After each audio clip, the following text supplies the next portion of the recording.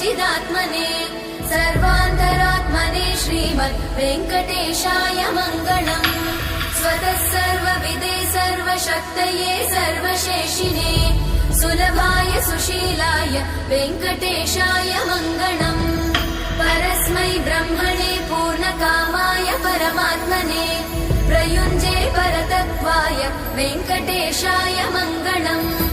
आकालतत्त्वमशान्तमात्मनामनुपश्यताम् अतृप्त्यमृतरूपाय वेङ्कटेशाय मङ्गलम्।